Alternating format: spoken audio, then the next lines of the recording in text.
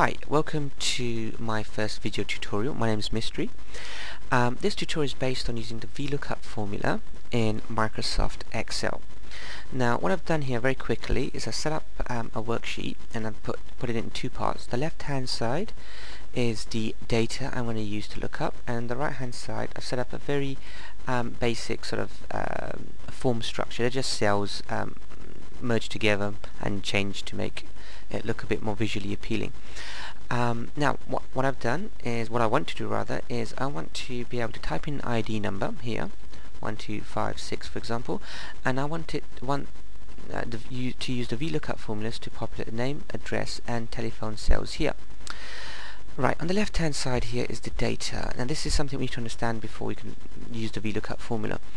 The data set up of 4 columns, the first being the ID number, which is what I'm going to use to look up the data. And it's very important that the ID number is on the left hand most side of the data. Following that is the name. Yes, they are all supernatural actors, followed by the made up addresses and telephone numbers of those said actors. Now let's see how we do that. So the first thing we're going to do is use the right hand side to bring up that information. Now this information is going to be brought up depending on what is typed in the ID field. So that is going to be our lookup value. So let's type up this VLOOKUP formula. So equals VLOOKUP, I can just tab through that. Lookup value should be here, so let's click on that, and remember to press F4 to make that absolute, because we're not going to change the lookup information. The next parameter that we enter is the area where the information we want to look up resides. Now I could highlight the said area like this, however that's not going to help me in this case, because if I typed in another row of information here, it would not look it up. So what I'm going to do instead is I'm going to highlight the 4 columns A through D here. Following that, the next parameter is the column index. Now that's asking me which column out of the area that I've highlighted previously contains information. Now I want to look up the name, and the name is in the second column, so I type in a number 2 there. And then the next parameter is an optional parameter, and that's known as the range lookup.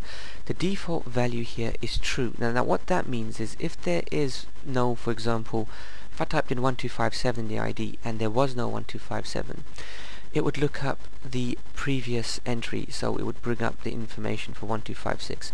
That's not good for Jared, because I don't want Jensen's details, I want Jared's information. So what I need to do here is type in false.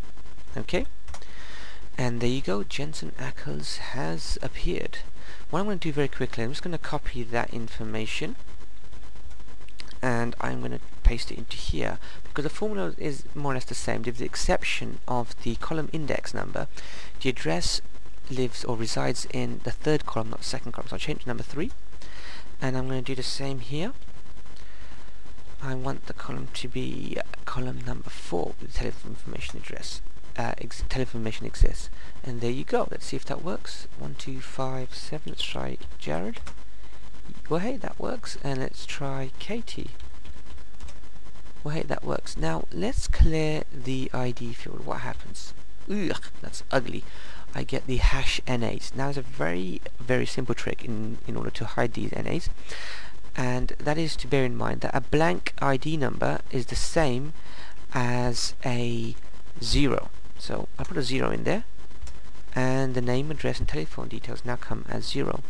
Now there's a trick to remove those, and just press a space, and we'll press Control Enter, and there you go. Now if the ID number is blank, then the name and address information will appear blank as well. However, if I type in an incorrect ID number, they will still come as hash NAs. Now what you can do is you can use if formulas using if is error and things like that to hide those, but I'm going to leave that for now. So just to summarize, the VLOOKUP formula, here's a formula here, can be used to look up custom information or any information, as long as you bear in mind that the information you're trying to look up always exists in the leftmost side of the data area. And that's about it really. I hope you enjoyed my introduction.